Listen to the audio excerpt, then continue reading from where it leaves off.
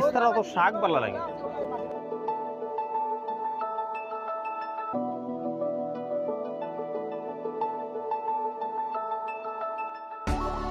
রমজান মাস সব থেকে বেশি ভালো লাগে, একলগে মসজিদ নমাজ পড়া, একলগে ইস্তার করা।